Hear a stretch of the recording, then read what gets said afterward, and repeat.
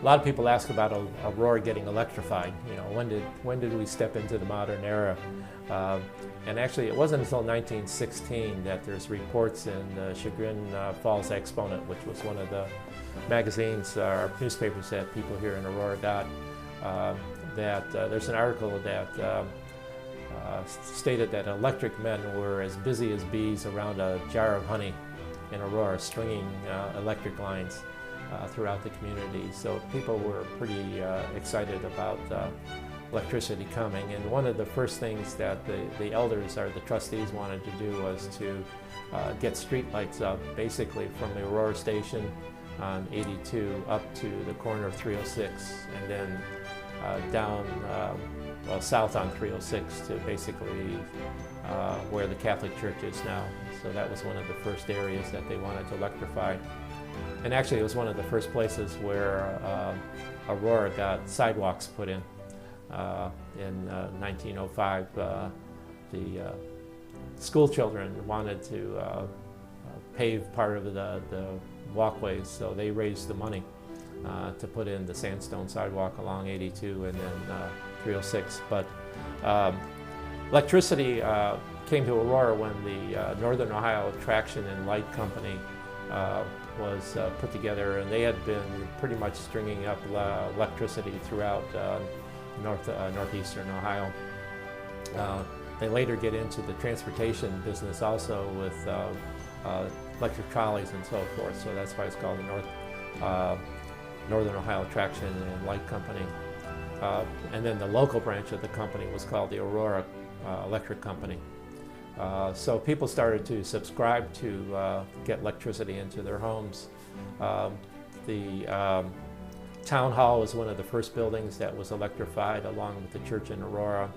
And then also in 1918 or so, the Aurora School was electrified, and that would be where the Craddock board offices are. That was the first school that was electrified per se. And they had their restroom electrified and had a telephone put in it. Now, don't be alarmed, the restroom wasn't a place where you went to the bathroom. It was called a restroom. And the reason it was called a restroom is that because kids coming to the school at that time got up early in the morning and were actually transported to school, if they lived far enough away, by farmers who had been hired by employed by the Board of Education to bring the kids to school. They were called, their wagons were called hacks, and these farmers would have a certain region of Aurora where they would go pick up the kids at a central location, required to have cover over their wagon and bales of hay for the kids, dry hay for the kids to sit on, and they would drive them to school. But the Board of Education felt that because some of these kids got up so early that perhaps during the day they would get tired, so you needed a place to rest. And the restroom actually had a bed in it where kids could, come in and take a nap if they had to. But that was one of the first parts of the school building that was electrified, and actually had a telephone in there if they needed to.